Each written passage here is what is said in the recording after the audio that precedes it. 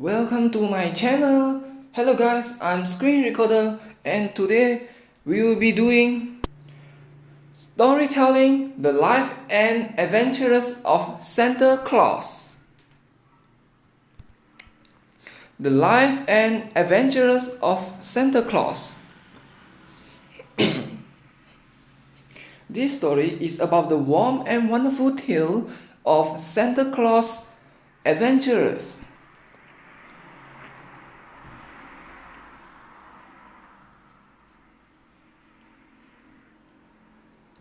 Have you heard of the great forest of Brazil? Nurse used to sing of it when I was a child. She sang of the big tree trunks standing close together and with their roots intertwining below the earth and their branches intertwining above it, of their rough coating of bark and quill, gnarled limbs, of the bushy foliage that roofed the entire forest, save where the sunbeams found a path through which to touch the ground in little spots, and to cast weird and curious shadows over the mosses and lichens and the drips of dry leaf. The forest of Brazil is mighty and grand and awesome to those who still beneath its shade. Coming from the sunlit meadows into its mazes, it seems at first gloomy, then pleasant, and afterward filled with never-ending delights. For hundreds of years it has flourished in all its magnificence, the silence of its enclosure unbroken save by the chirp of busy chipmunks, the growl of wild beasts and the songs of birds. Yet Brazil has its inhabitants. For all this, nature peopled it in the beginning with fairies, nymphs, riots and nymphs. As long as the forest stands, it will be a home, a refuge and a playground to these sweet immortals, who revel undisturbed in these depths. Civilization has never yet reached Brazil. Will it ever? I wonder.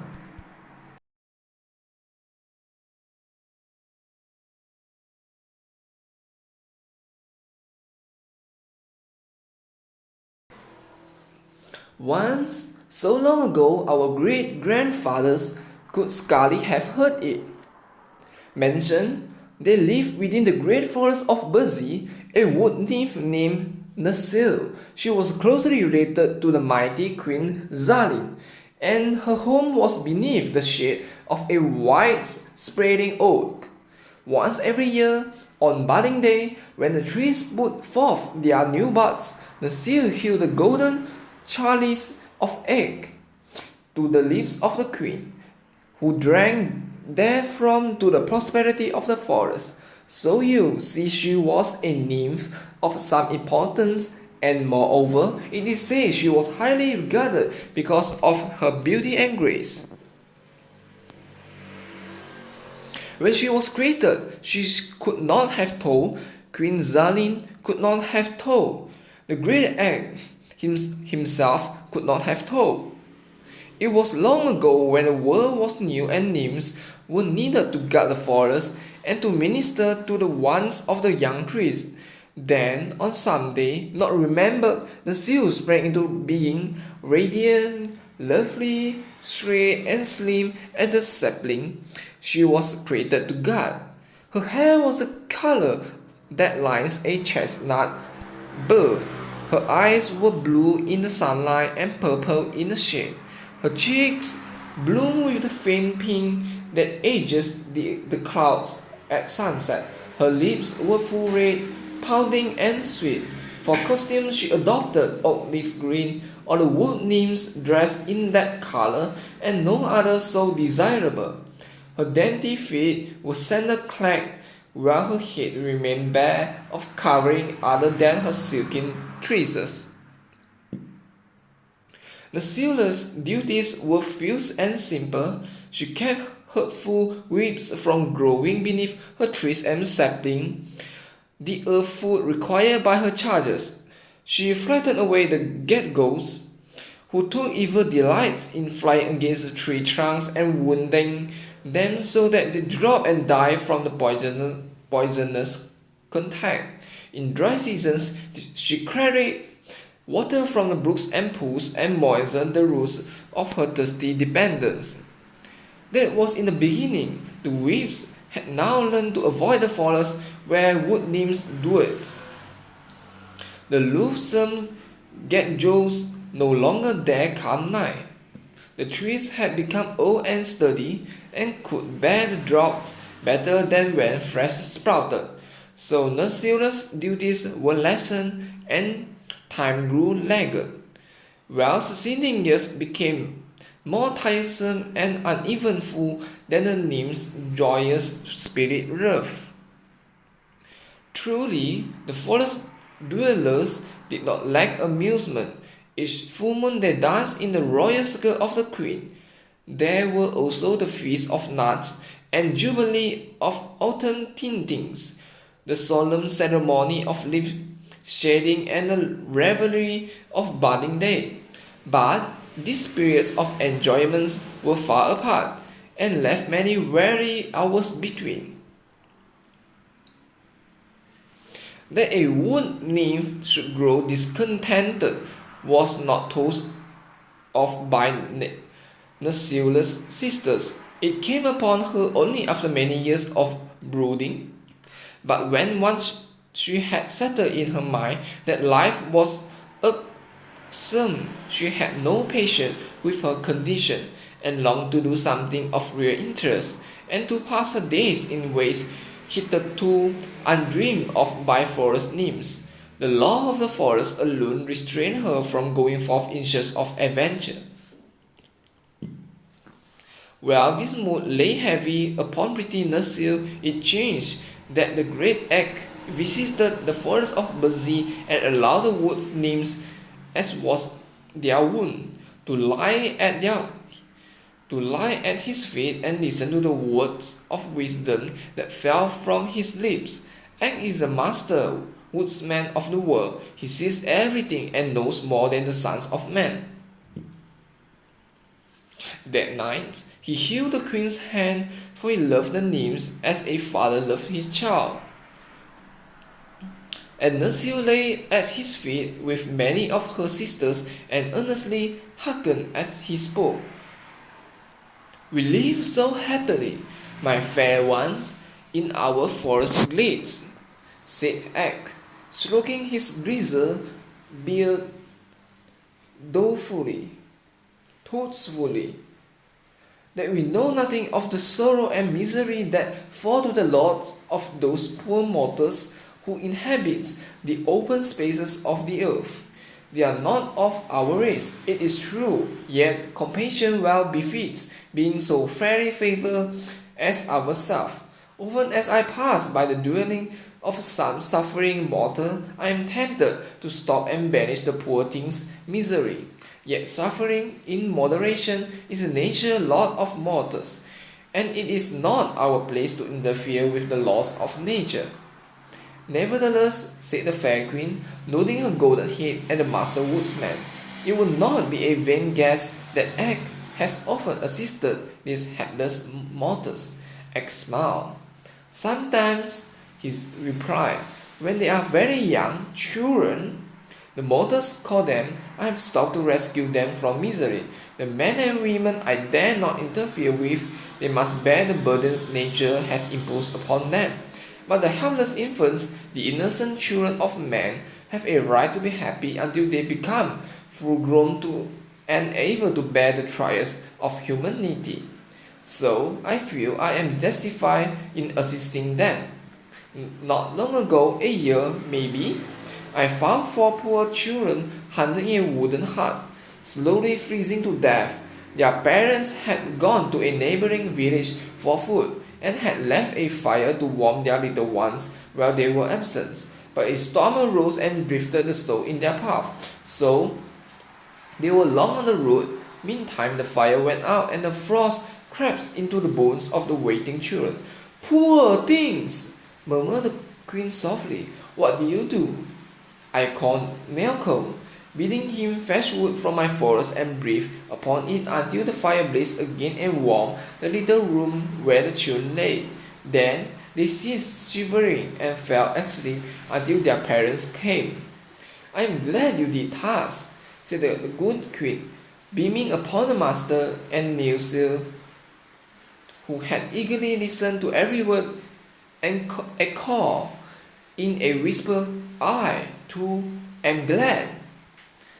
"And this very night," continued Ek, "as I came to the edge of Buzi, I heard a feeble cry, which I just came from a human infant. I looked about me and found, close to the forest, a helpless babe, lying quite naked upon the grasses and wailing piteously. Not far away, screened by the forest, crouched Shrigra, the lioness, intent upon devouring the infants for her evening meal." "And what did you do, Ek?"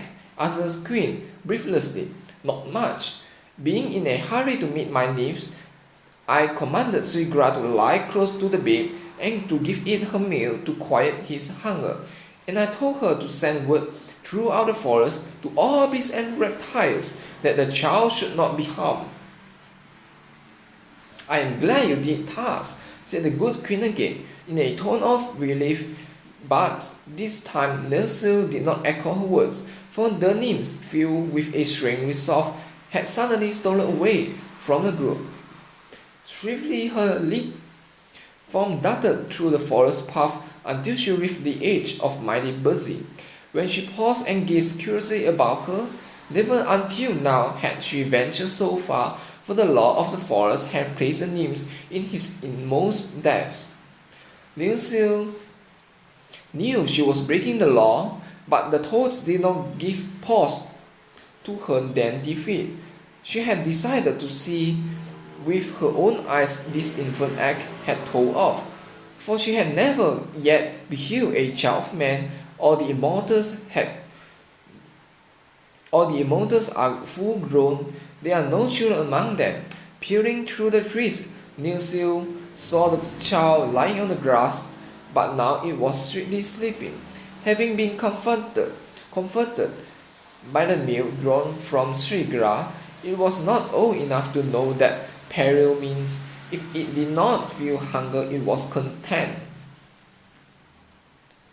Softly the nymph stole to the side of the bed and knelt upon the sward, her long robe of rose leaf colour spreading about her like a gossamer cloud. Her lovely countenance expressed curiosity and surprise, but most of us a tender, womanly pity. The babe was newborn, chubby and pink. It was entirely helpless, but the nymph gazed the infant, opened its eyes, smiled upon her, and stretched out two dimpled arms. In another instant, Nursil had coaxed it to her breast and was hurrying with it through the forest paths.